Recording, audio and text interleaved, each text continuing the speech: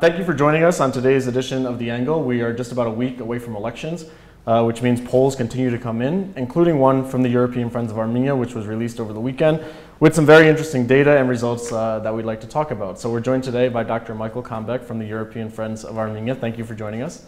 And Dr. Sthív Շվարցերը from TNS Polling. TNS Opinion. TNS Opinion. Thank you guys both so much for joining us. Let's get right into it. When you look at graph 25 and you start to see results of who's expected to do what, a few things jump off the page. Immediately it's obvious, as we've said before, that two parties are well ahead, but then of the four other parties sort of competing, we have them falling pretty low. I wonder, I'll start with you, Mայքլ, if it's possible to explain why that is, and if you think these are the numbers that will actually play out on election day.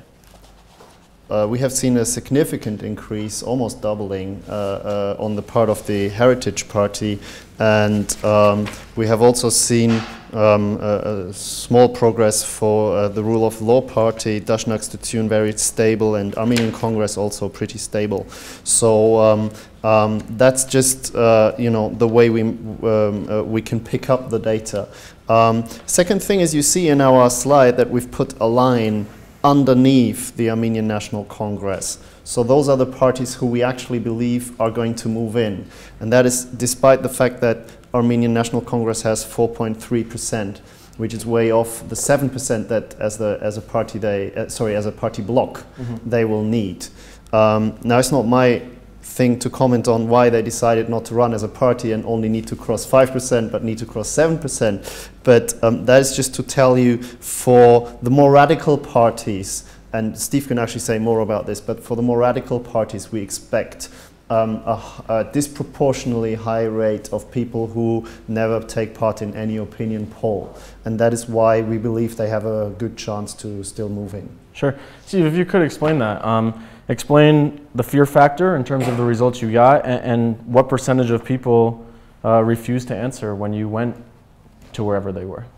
Okay, what we found is that when we look into the data, and you take not only this question but also other questions, is that the electorate for the small party is very stable. So of course they increased since March, but you see that they are really certain about their choice. So they know what they are going to vote for on the election day.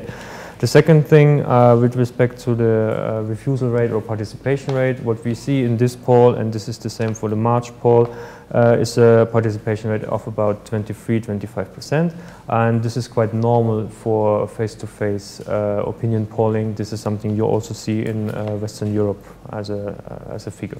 But let's talk about fear factor on the part of the people you're trying to get to respond. And we'll do it with a specific example. Let's do it with the example of the Armenian National Congress.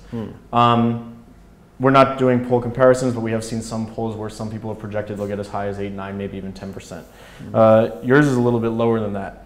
Specifically in relation to that party, which is the outright, outspoken opposition to the Republican Party, how much do you think fear factor plays a part in whether or not people will tell you they're voting for that party? We have analyzed, for example, those people who tell us, no, I refuse to answer the question who I will vote for. And then we've had a second question to control this, to ask them, so is your vote, are you certain to vote? And they said, yes, I will definitely go and vote, but I'm not telling you who for. And then we've asked another question, so is your vote final? Is your decision final? And they said, yes, my decision is final, and I will go and vote, but I'm not going to tell you who for. Right. So this is a very specific group. It was about 11.5% who refused to answer. And we've made cross-analysis of this 11.5%, and we found that, yes, there is still about 1% point in there, which is also for Republican, and 1.5 for prosperous or something like this. But disproportionately high, they are for the oppositional groups, which you could expect. And we have taken that into account when we made this final projection of who will come into the parliament.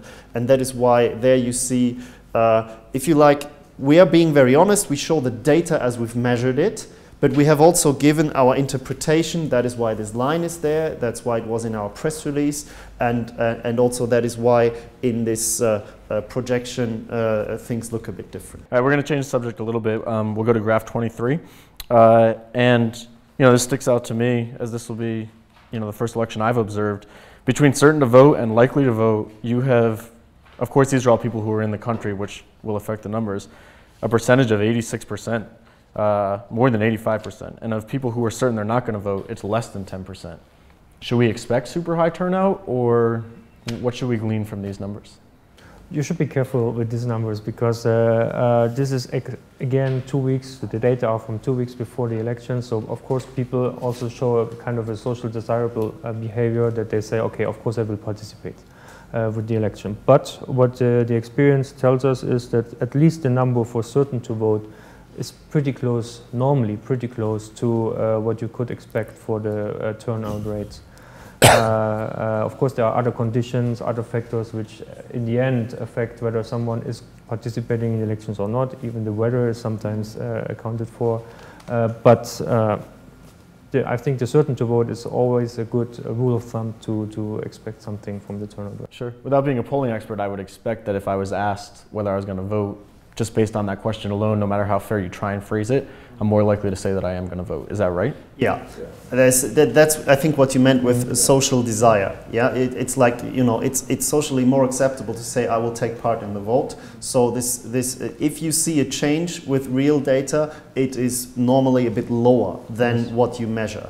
And also we can expect that those people who never take part in any opinion polling are also those who are more likely not to take part in the vote itself. So your question is very fair. We expect the real turnout to be a bit lower than what we measure here, but it's a very good sign that the degree is very low. Imagine we would measure 50%, we would really have a problem. Yeah, people would say these elections are totally ridiculous and we will not take part. This is not the case, and on top of that we have seen that the number of people who are certain to vote went up quite significantly between March and April, which is a good sign. It means the campaign has mobilized people. It has people know there will be elections, and more people do actually want to go and vote. Sure. Okay, you're being positive. I'm now going to be negative. If you look at number 21, it is good to see that more people are interested. However, basically, we're talking about March to April, which is the pre-election campaign season. And, you know, specifically in the second and third question where they say there's a party in our country which more or less represents your interests, it's gone down in voter confidence. One can never trust any party to keep its promises. It's gone up in voter de-confidence, which isn't a word, but you understand what I'm saying. What I'm seeing, tell me if I'm wrong, is over the course of the campaign, even though more people might say they're going to vote, they don't really feel any better about the way this is going. Is that accurate? Well, first of all, and I've said that in the press conference as well, the data between March and April shows that all of those questions, which are long-term questions, they are not, you know, how you feel about your country will normally not change in a week or in a few weeks.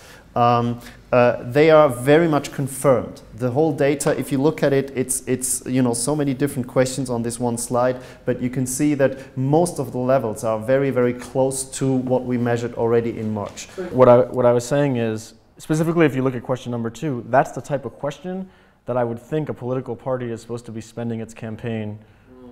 So to me, if you're looking at a whole campaign, staying flat is as bad as nothing happening, because this is the month where everybody's supposed to show their best side. And, you know, I know you say it's an ingrained problem and it's a long-term problem. No. I think you're hitting exactly the point. It's around 50% who say there is a party which more or less represents our interests. If you look at a different question, which is on problem solving, you see that only around the same percentage, namely around 50% of the people, vote for a certain party because they expect that party to solve their problem. The other 50% vote for a certain party for totally different reasons, because they like the people, or because they like the charity work, or because their brother is member of this party.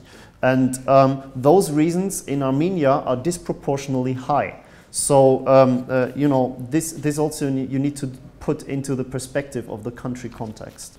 Perfect piggyback off that question is going to graph 28. Some of my questions will be opinion questions, some will be, you know, explaining data questions. 4 numbers I circled. Let's start with the Republican Party because they're the first on the list. Let's go to the 4th column, the 18%. It says I have personal links to the party or members. 1, that's the highest number of any party. First of all, if you could clarify what personal links means. Does that mean I'm related to a member? Does that mean I work for a company where a member is the head of the company? What does personal links mean?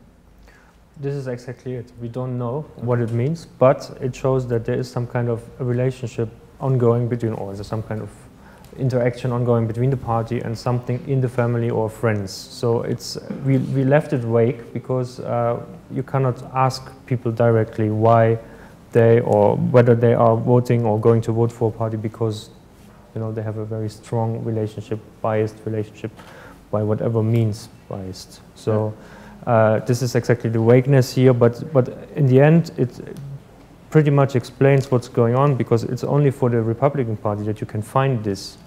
And when you look into data of occupation, then you see that especially state employees show a tendency to vote for Republican Party. So there you have at least one piece of information which gives you good or a ground for interpretation or for the interpretation of this particular item here. Right. So Michael, we think that obviously the Republican Party is the largest party and has, I guess, been around, not necessarily the longest, but it has been around a while. So that could by itself explain 18%, but we think the reason is closer to what he was saying?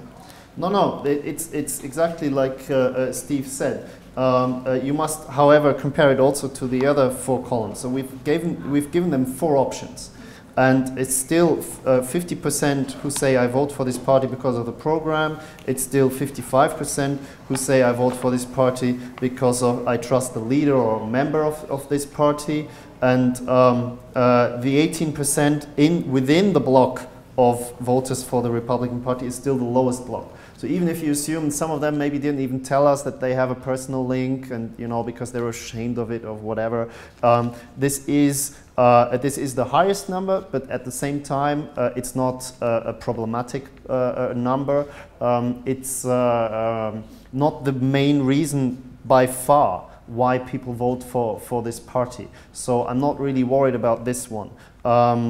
We have also seen that especially the, like you said, the state employees, they have gone up mostly for rule of law party and not for the Republican Party. So the biggest move in the campaign in the last years, in the last months, mobilizing people among state employees has happened for the rule of law party. I'm not. This is not my biggest headache on this this chart. We'll get to one in a second. I just want one more about that. The fact there are so many reports, substantiated or unsubstantiated, that say teachers, for example, are forced to come to rallies or whatever it might be. This doesn't concern you? No, I don't know if those people told us. I cannot. We cannot see that from the data. If this, there are 2 explanations possible. Either these things are happening, but they're happening on a much lower scale than is being discussed, and each time, even there is just a few cases, it's such a big scandal that it gets noticed very much. This is one possible explanation. The other explanation possible is that it is actually happening on a quite large scale, but those people who are concerned just never tell us this. Right. Even though we already formulated, like Steve rightfully said, this question in a way to even pick them up, to invite them in a nice way, do you have some links? There's no shame in having your brother being member of a party. So, you can just answer yes to this question. But still, people didn't tell us this. So from the data, we cannot conclude that this is the biggest problem. Okay. The next number that I'd like to talk about, we'll go down the list, Prosperous Armenia. If you look at the charity question, nobody has more than 35%, and then Prosperous Armenia has 82%. I'll just leave it open-ended. What do you think? It's very difficult. I mean, it speaks for itself. Most people vote for this party because they like the charity work. And for us, it's a problematic, for us as European Friends of Armenia, it's a problematic score for one reason. The charity was founded more or less at the same time as the party. And since then, they've been active in parallel. And those links between the charity and the party are visibly affecting the electorate. You can see it. It's really couldn't be clearer. And this is not a democratic process. So here we see, luckily during the campaign phase, there is a prohibition on charity work. But we all agree, and you can still see this, even after the campaign, this is the dominant factor why people vote for this party. Now, you can say they're just fed up with politics. They might as well just pick up a bit of charity work. Charity can be anything. It can be that you receive some potatoes in a village, or it can be that, you know, your kindergarten gets repaired. But this is, of course, you know, all kindergartens in Armenia should be repaired. And it should be done by the state and not by one charity. And politics has to solve these problems. And here I think there needs to be a bit of education for the Armenian voters. Do not give your vote for anything except for good politics. Somebody wants to pay you, don't give it. Somebody wants to say you're a teacher in our school and you know that's why for all our schools gonna vote for this party, you must do the same. This also includes whether somebody wants to give you an appointment. Sorry? That would also include whether or not a political appointment is promised, or vote for us, he'll move up to this position. That would include that as well, correct? Well, in politics itself, I think that's a very minute and unmeasurable number of people who will get a political position, I think. But if you talk about state employees, of course, that would be as problematic. And I think but we couldn't measure this here. What we have measured is that for the charity aspect, even for the other parties, okay, for the Prosperous Armenia Party, it's the dominant reason, okay, that's really problematic. But even I would have been unhappy with the other values as well. So if even for an oppositional party like the Heritage Party, you get 30% saying I vote for this party because they help the people with their charity work. I'm sorry, for me that's insane. So anything over 5 or 10% to you is? I think it should be zero across the board. Well, in an ideal world, it should be zero across the board. Right. But an interesting fact is that also for when we look at the campaign means how parties contact voters. You see only for the Prosperous Armenia that voters or our respondents say they were contacted by Prosperous Armenia by charity work. And this is by large the highest number here, which we can find for the means of campaigning. And this is really interesting. That stands out like this. Okay, we're running long, so we'll go to the last graph. But I do want to. I'll just point out 2 other numbers on 28. Interesting that things that a logical or idealistic person would expect would influence vote. Heritage Party has the highest number of people who trust the leadership of the party. And ARF, along with the Communist Party, has the highest number of people who like their political program or platform. Okay, let's go to the last page, 32, where you have more or less made a projection. Just so our audience knows, if a party gets to 66, whether that be through majoritarian or parliamentarian, the added up number, they will have a majority and they will be able to, let's just say it, they can pretty much do what they want. Within reason. They had, you know, you can push things through. Oh, you mean if it's one party? Yes. Yeah, if it's one party. So we're looking at 2 graphs here. One has the Republicans getting to the 66 number, and one does not. We'll start there. What should we take from these? Look, we've done 2 extreme projections so that we are sure that both of our projections are always really based on our data. Because the small parties are so close around the 5% or respectively 7% threshold, it is not serious now to say we know who's going to come in. In our most likely projection, which is this one, we assume that they all make it. So 6 parties. Yeah, 6 parties. And that takes into account all the things that we've already been discussing about the ANC, but it also takes into account that there is an upwards trend for Heritage and that the others are fairly stable. So, you know, this is the picture. We also are proud that we were able to analyze most of the majoritarian seats. And only 11 of them were so close that with our sampling of 1,600, it would not be serious to say, I already know what's going to be the outcome. The other ones are so clear that even with this sample, you can already pretty much say it. And that also showed us that the ANC will definitely have one in the parliament, and, you know, not definitely, but very likely. Rule of law, too direct, etc.